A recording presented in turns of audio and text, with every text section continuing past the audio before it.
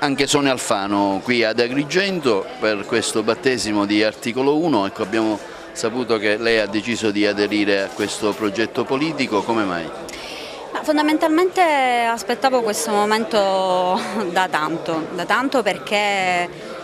sentivo la necessità di potermi rivolgere, di potermi confrontare ancora una volta con esponenti e colleghi di sinistra, ma che avessero comunque dei veri ideali di sinistra.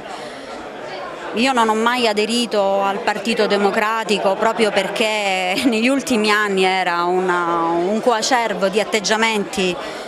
che fondamentalmente non mi hanno mai permesso, diciamo, di potermi nemmeno avvicinare. E quindi quando 4 mesi fa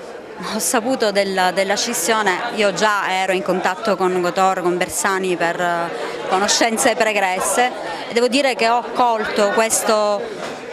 slancio, che poi è comunque un'azione di coraggio forte, no? Avere il coraggio di lasciare quella che è stata la casa, una casa politica, per poter andare da un'altra parte. Ecco, io ho colto con grande slancio questa situazione e l'ho colta anche come speranza un po' per tutti, non solo per chi come me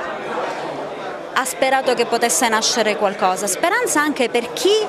in questa fase vuole credere che possa ancora esistere una politica al servizio dei cittadini e non il contrario. Una manifestazione ben riuscita, tanto entusiasmo, ecco, se l'aspettava onorevole Capo di Casa? Io direi di sì, perché questa provincia la conosco, giro, ho degli incontri, abbiamo fatto un gran lavoro nei giorni scorsi, nelle settimane scorse di preparazione, abbiamo visto che c'è molto entusiasmo, molta passione, c'è molto spazio politico, si sentiva il bisogno di avere una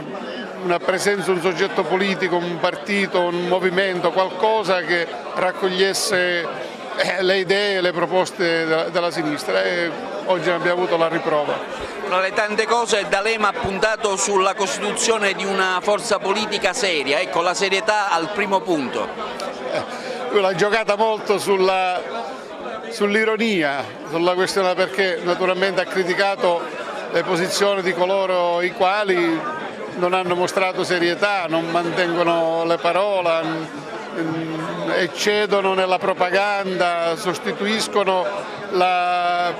verità dei fatti con gli slogan, e naturalmente lui in questo è molto bravo a sviluppare, però poi ha detto in politica occorre avere serietà, coerenza e argomentando da par suo. Ecco, lui ha concluso dicendo dal 1° luglio un'assemblea costituente per creare una forza unitaria che possa dare continuità e catturare il voto della sinistra per andare, diciamo, essere determinante un domani verso la politica renziana, contro la politica renziana. Diciamo non dal 1° luglio, il 1° luglio si terrà l'assemblea costituente nazionale a cui parteciperemo noi come Movimento Articolo 1, ma tutte le altre componenti della sinistra, ci sarà Pisapia, cioè sarà proprio